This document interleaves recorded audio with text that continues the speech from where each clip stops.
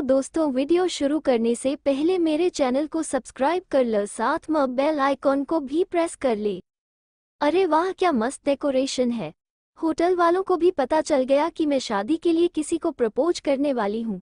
वो वाह, मजे आ गए मेरे तो। मन सोचती हुई रीवा आगे बढ़ती है। रीवा के कदम एकदम से रुक जाते हैं। उसकी आंखें हैरानी से बड़ी हो जाती है। उसे अपनी आंखों पर यकीन नहीं हो रहा था। अब आगे रीवा की आंखों के सामने बहुत ही खूबसूरत दो कपल एक दूसरे को रिंग पहना रहे थे, जिसमें लड़की 6 मंथ की प्रेग्नेंट दिख रही थी और लड़के की शक्ल अभी तक रीवा देख नहीं पाई थी क्योंकि उसकी पीठ रीवा की तरफ थी। रीवा रोज का बुके अपने गालों से लगाकर बोली, मेरी और सुशांत की ऐसे ही रिंग सेरेमनी होगी। मैं तो सुशांत को अपनी गोद में ही उठा लूंगी। वाह, सब कुछ कितना प्यारा लग रहा है।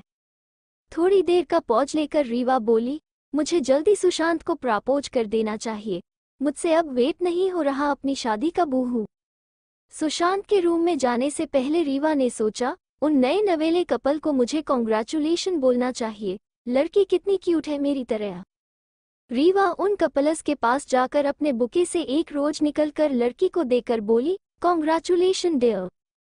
फिर एक और रोज निकालकर रीवा लड़के को देकर कुछ बोलने ही वाली थी। लड़के की शक्ल देखकर रीवा को एक झटका लगता है। सामने सुशांत मुस्कुराकर अपनी मंगेतर को ही देख रहा था। सुशांत, रीवा ने कहा। जी मैं सुशांत हूँ। क्या हम एक दूसरे को जानते हैं? प्रशांत रीवा को पहचानने की कोशिश करते हुए बोला।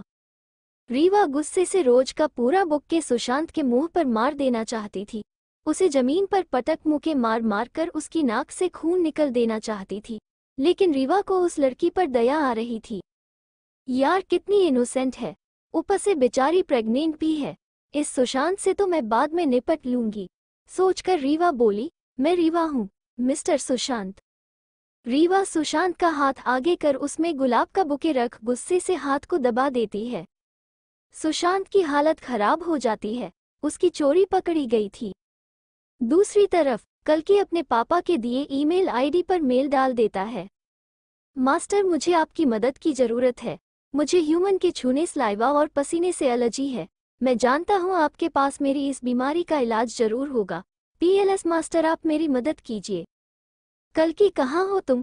देखो, मैं तुम्हारे कॉलेज फॉर्म लेकर आया हूँ, जल्दी बाहर आओ, कल्कि के भाई रूद ने कहा। रूद भैया भी न कितनी कोशिश करते हैं कि बाहर जाऊं, जबकि इनको मेरी प्रॉब्लम्स पता है। क्यों भैया, आप ऐसा क्यों करते हैं? कल्कि धीरे से बोला और मेल सेंड कर दिया। आता हूँ भैया, मैं अपने रूम में हूँ। कल्कि धीमे कदमों से अपने भाई रूद के पास चला जाता है। रूद कल्कि को देख उसे अपनी गोद में उठा लेता है और खुश होकर बोला, कल्कि मेरे पास तेरे लिए एक और सरप्राइज है। क्या तू तैयार है उसके लिए? कल्कि फीकी मुस्कान के साथ धीमे से बोला, हाँ भैया, मैं तैयार हूँ। ये ले तेरे कॉलेज का फॉर्म, देहरादून के सबसे बेस्ट कॉलेज का फॉर्म है। रुद्र खुश होकर बोला। कॉलेज फॉर्म लेकर हल्की रुद्र से बोला, भैया ये कॉलेज तो बहुत ही महंगा है, और आप मुझे इस कॉलेज में क्यों भेजना चाहते हैं? आप जानते हैं ना हमारी कंडीशन क्या है? रुद्र कल्कि का हाथ पकड़कर बोला, जो कि पूरा कवर था। कितनी बकबक करता है तू? पूरे देहरादून का टॉपर है तो किसी भी कॉलेज में तेरा जाना कॉलेज के लिए शान की बात है। समझा? अब चल, और तू इस अंधेरे में मत रहा कर। भाई आप जानते हो ना, फिर भी ये सब। कल्कि उदास होकर बोला। हाँ जानता हूँ, इसका मतलब ये नहीं कि तू खुद एक कमरे में बंद कर ले। बाहर निकल, देख आज मौसम कितना सुंदर है, बोलकर रुद्र कल्कि को बाहर ले आता है। छोटे से घर के बाहर एक बाइक कवर की हुई रखी थी, जिसे देख कल्कि की आंखों में चमक आ जाती है। आज किस दोस्त की बाइक लेकर आए हो भाई, मुझे बाहर ले जाने के लिए? कल्कि नीचे उतरते हुए बोला। रुद्र कुछ नहीं बोलता, सिर्फ कल्कि को ही देखता रहता है। बताओ ना भैया, बोलकर कल्कि बाइक का कवर हटा देता है। कल्कि बाइक को देखता है तो देखता ही रहता है। रुद्र पीछे से आकर कल्कि को हक कर उसके सामने चाबी हिलाते हुए बोला, ये ले छोटे, तेरी खुद की बाइक, अब जब चाहे तब मुझे बाहर घुमाकर ला सकता है। कल्कि की आंखें नम हो जाती है। कल्कि अपने अंशुओं को छिपा कर बोला, भैया ये तो बहुत महंगी है, अपने मेरे लिए इतना खर्चा क्यों? चटाक, कल्कि की बात पूरी होने से पहले ही रुद्र कल्कि के सिर पर मार कर बोला, अपने छोटे के लिए है, अब ज्यादा टाइम वेस्ट मत कर, जल्दी से स्टार्ट कर अपनी बुलेट को। और हाँ, मैं अभी आया। रुद्र अंदर चला जाता है। कल्कि अपनी बाइक को खुश होकर उसके चारों तरफ से देखता है। कल्कि अपने आंखों के अंशु पाँच कर बोला, भैया आपने कभी भी मुझे पराया महसूस नहीं होने दिया। बस 1 साल और फिर आप और पापा को मैं किसी राजा की तरह रखूंगा, कभी कोई दुख नहीं आने दूंगा। टाडा। रुद्र एकदम से आकर बोला, भाई आप भी। कल्कि ने अपने मुंह पर हाथ रख कर कहा। रुद्र ने भी कल्कि की तरह कपड़े पहने हुए थे। हाँ भाई, मैं भी चले अब, रुद्र स्टाइल से बोला। कल्कि खुश होकर बाइक स्टार्ट करता है और दोनों निकल पड़ते हैं देहरादून की सड़कों पर। दूसरी तरफ रीवा का रो रो कर बुरा हाल था। रीवा एक रेस्टोरेंट में बैठी हुई कोल्ड ड्रिंक घूंट भर कर रैबिट से बोली, हाय मैं लुट गई, बर्बाद हो गई, मेरी गृहस्थी बसने से पहले उजड़ गई। रैबिट रीवा से बोली, अब हल्का लगा तुझे या कोई और डायलॉग बताऊं? इससे कोई फर्क नहीं पड़ा, कोई और है तो बता, रीवा नॉर्मल होकर बोली। अच्छा रुक, गूगल पर सर्च करती हूँ, बोलकर रैबिट गूगल करने लगी।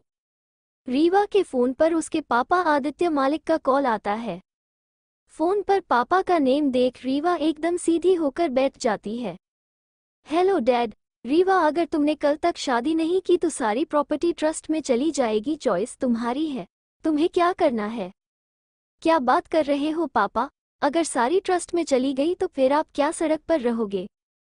शट अप यू बेवकूफ लड़की, कल जब घर आओ तो अपने पति के साथ आना वरना तुम मेरा मरा मुंह देखोगी, बोलकर आदित्य जी गुस्से से फोन रख देते हैं।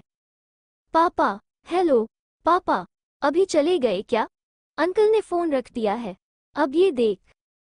रीवा, देख क्या मस्त डायलॉग मिला है, उठा ले रे बाबा उठा ले, मेरे को नहीं इन दोनों को उठा ले, रैबिट अपने दांत निकाल कर बोली।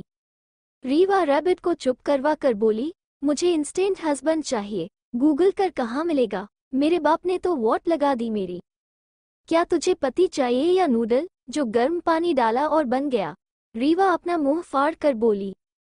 रीवा अपने घुटनों पर आकर अपने हाथ जोड़कर बोली, कुछ भी कर मुझे पति दिलवा दे, वो भी कल तक, मुझे किराए का पति भी चलेगा, बस वो पति होना चाहिए, कुछ भी कर पति लाकर दे मुझे। अबे पति चाहिए तुझे, कोई खिलौना कपड़े नहीं जो तुझे खरीद के और किराए पर लाकर दे दूं। रीवा हैरान होकर बोली, तो किसी का पति किडनैप करके ही दे दे, डैड को पति चाहिए, मेरा हो या किसी और का चलेगा मुझे, रीवा गिड़गिड़ा कर बोली।